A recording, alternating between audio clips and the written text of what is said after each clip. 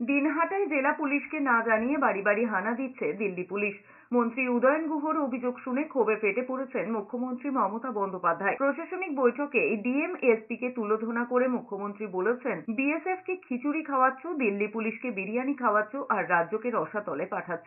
দিল্লি পুলিশকে এ রাজ্যে কে থাকে আর ভেরিফিকেশন রাজ্য সরকার করবে। কেন জেলা পুলিশ সুপার তাদের তল্লাশিতে অনুমোদন দিয়েছে, কেন ডিজিকে কিছু জানানো হয়নি? বৃহস্পতিবার প্রশাসনিক বৈঠকে মুখ্যমন্ত্রী বলেছেন, কয়েকদিন ধরে দিনহাটায় সীমান্তবর্তী এলাকায় পরিযায়ী শ্রমিক যারা দিল্লিতে থাকেন তাদের বাড়ি বাড়ি গিয়ে পরিচয়পত্র দেখার নাম করে গ্রামবাসীদের হেনস্থা করা হচ্ছে বলে মুখ্যমন্ত্রীকে প্রশাসনিক বৈঠকে অভিযোগ করেছিলেন উদয়ন গুহ। দিনহাটায় দিল্লির পুলিশ গিয়ে পরিযায়ী শ্রমিকদের বাড়ি রেড করছে, ওরা কে ভেরিফিকেশন করার?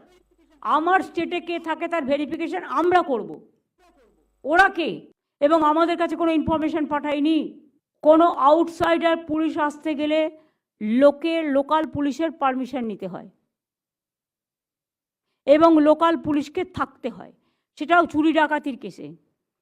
এখানে কোন পরিযায়ী শ্রমিক আছে তার ভেরিফিকেশন দিল্লি পুলিশ করতে পারে না। It is not to be done, it is not allowed. আমি অল ডিস্ট্রিক্টকে বলছি, প্লিজ টেক কেয়ার। তোমার কর্তব্য ছিল তোমার ডিজিকে জানানোর, তুমি সেটা কেন জানাওনি? যদি কোনো চোর ধরতে আসে বা ডাকাত ধরতে আসে, সেখানেও পারমিশন নেবে প্রথমে স্টেট পুলিশের থেকে, স্টেট পারমিশন দেবে লোকাল পুলিশকে, তারপরে লোকাল পুলিশ সাথে থেকে অপারেশনটা করবে। এটা মাথায় রেখো, দিস ইজ দ্য সিস্টেম। তোমরা বিএসএফকে খিচুড়ি খাওয়াচ্ছ, তো দিল্লি পুলিশকে বিরিয়ানি খাওয়াচ্ছ আর রাজ্যটাকে রসাতলে পাঠাচ্ছ। এটা হবে না, এটা হতে পারে